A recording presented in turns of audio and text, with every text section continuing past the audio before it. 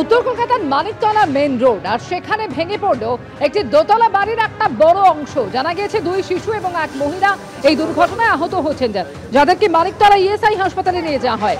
সকাল 6টা নাগাদ পাশের একতলা বাড়ির উপর ভেঙে পড়ে পুরনো বাড়ির ছাদের একাংশ।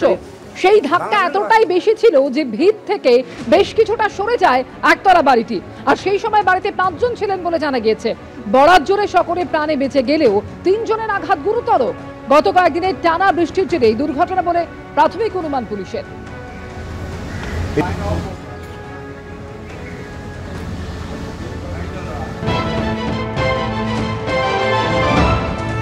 রক্ষণাবেক্ষণ হচ্ছিল না, এটাকে বাড়ি প্রায় 1.5 বছর হয়ে গেছে, প্রমোটারকে দিয়েছে, কিন্তু দুটো ভাড়াটে আছে, পেছন পোর্শন আর নিচের পোর্শন ভাড়াটে। এরা সেই কেস কামারি আজ প্রায় কথাই বলছে না, কোনো কেস কামারি চলছে। আর কেসের কপিও আমার কাছে আছে। পাশের বাড়িতে দুটো অ্যাডভেস্টার চালের মধ্যে দুটো বাচ্চা ছিল, সেই বাচ্চা দুটো ইনজুরি হয়েছে, ইএসআই নিয়ে গেছে, ওদের নিয়ে গিয়ে এখন ট্রিটমেন্ট করে ভালো আছে। এই বাড়ি এই পোর্শনটা কেউ ছিল না, আজ থেকে 1 বছর হলো এই বাড়ি থেকে চলে গেছে খারাপ কন্ডিশন দেখে। যখন কিছুই হচ্ছে না, বাড়ি দিয়ে বেরিয়ে গেছে।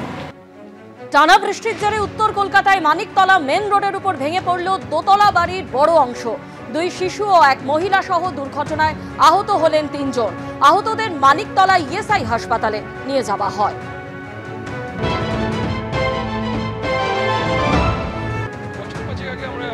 এই বাড়িতে বিপজ্জনক বলে আমরা নোটিশ লাগিয়ে দিচ্ছি। কলকাতা কর্পোরেশনে ম্যাক্সিমাম এই বাড়িগুলোতে নোটিশ লাগানোর পরে কোনো কিছু হয় না, লিটিগেশনের জন্য, শরিকের ঝামেলা।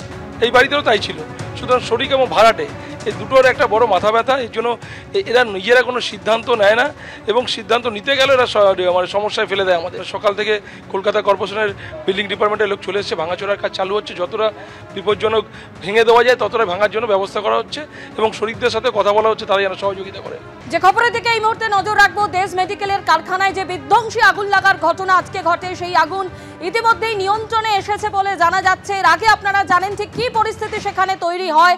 দাউ দাউ করে আগুন জ্বলতে থাকে। ঘটনাস্থলে যায় দমকলের 11টি ইঞ্জিন।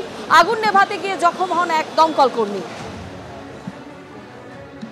লেফট হ্যান্ড ব্লকে রেনোভেশনের কাজ চলছিল ফার্স্ট ফ্লোরে, সেখানে ফায়ারটা স্টার্ট হয়। ফায়ারটাকে লেফট হ্যান্ড ব্লকের মধ্যেই কনফাইন করা হয়েছে, ফার্স্ট ফ্লোরের মধ্যে। ওটাকে গ্রাউন্ড বা সেকেন্ড ফ্লোরে ট্রাভেল করতে দেওয়া হয়নি। এই মুহূর্তে কোনো ক্যাজুয়ালিটির কোনো খবর নেই।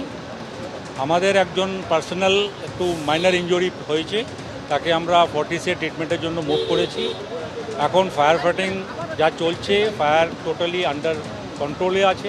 ডিপার্টমেন্ট সেটা মানে রিমডেল করে বানানো হচ্ছে, তো সেখানে অবভিয়াসলি যেই সব জিনিসগুলো দিয়ে সেপারেশনগুলো করা হয় সেগুলো কিছু দাহ্য পদার্থ থাকে, তো সেই জন্য এত হয়তো বেশি মাত্রায় জিনিসটা ছড়িয়েছে।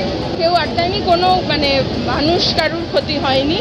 2-3 জন ওখানে কাজ চলাকালীন ছিল, কিন্তু তারা বোধহয় জাস্ট কাজ বন্ধ হওয়ার পর বেরিয়ে আসছিল, এবং কারুর কোনো ক্ষতি হয়েছে বলে শোনা যায়নি।